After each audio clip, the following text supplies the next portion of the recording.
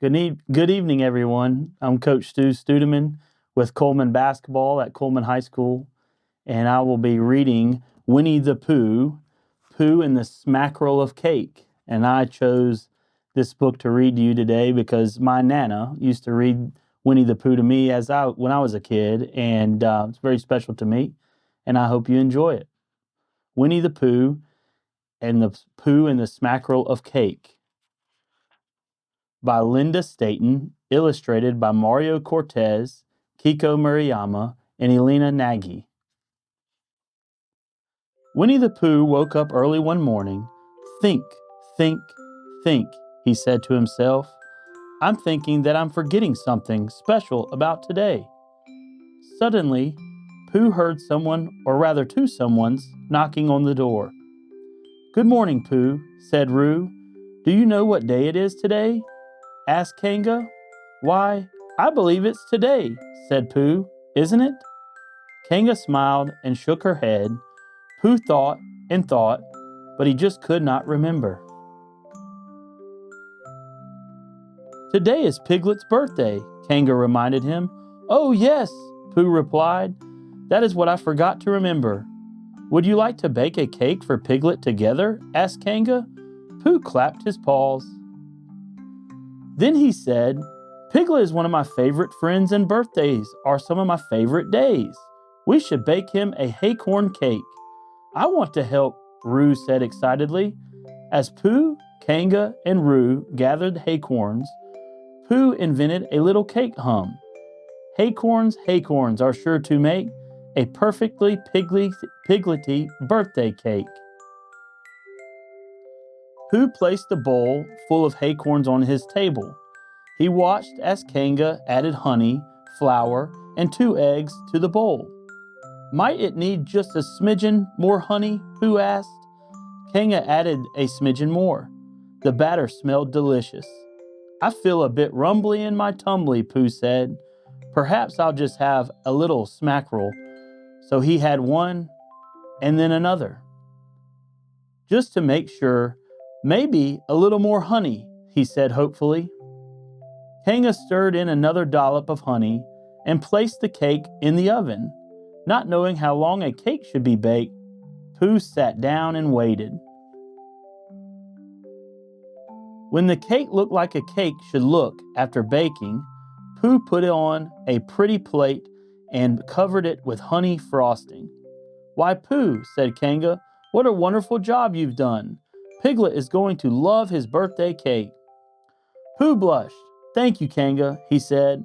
It wasn't long before Owl stopped by. He helped Pooh write Happy Birthday Piglet on top of the cake. Then Pooh, Owl, Kanga, and Roo headed for Piglet's house. Pooh felt very happy. They met Tigger along the way. Hoo-hoo, hoo-hoo! Tiggers love birthdays, he shouted. Tigger was so excited he could not stop bouncing. Suddenly, Tigger bounced the cake right out of Pooh's paws and straight up in the air. It landed with a plop right back on the plate. Why, I never knew cakes could fly, Pooh said. Everything happened so fast. It was all rather confusing. There, on top of the cake, was a little nest, shaken from a tree limb. A cake should be sweet, but it shouldn't be tweet, Tigger said. Besides, a little bird never stops a Tigger. After Tigger bounced the nest back into the tree, Pooh tried to smooth all the messy spots from Piglet's cake. As he did, he had a nibble, just to make sure it still tasted right for Piglet. Then Pooh stared at the plate. How strange! The cake was shrinking. The friends began to walk to Piglet's house, once more with Pooh Bear leading the way. As they walked, Tigger wondered, Pooh, did you decorate the cake with bumbly bees? Tigger scratched his head. Pooh looked down. Bumblebees were standing right in the middle of Piglet's cake. Please go away, bees, Pooh said. As he tried to shoo them off, his paw landed right in the cake. Oh dear, Pooh exclaimed. I'm afraid I've made a bit of a mess. Pooh wiped away all the crumbly parts from the cake. Now there seemed to be a lot of plate and not much cake. It really was true. The cake was shrinking.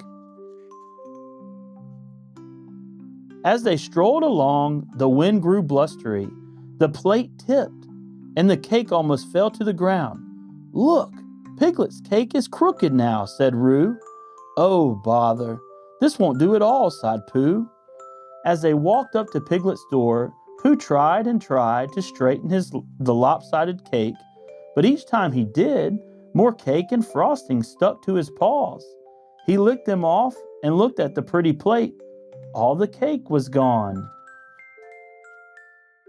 Rabbit and Eeyore arrived at Piglet's house just as everyone else did. "Nice plate, very flat," Eeyore said. "It would look better with a carrot cake on it though," Rabbit added. Piglet opened his door. "Surprise!" all the friends shouted. Pooh held out the empty plate. "We baked this for you, only now it's a bit more like an empty plate than a acorn cake. Are you very disappointed, Piglet?" Piglet stretched out his arms to Pooh. "Birthday cakes are nice," he said with a smile, "but birthday hugs are the nicest." "Thank you for understanding," Pooh whispered to Piglet. "No, Pooh," said Piglet. "Thank you for being my friend." And with that, all the friends gathered around for a great big hug. The end. I hope you all have a very nice night. Sweet dreams.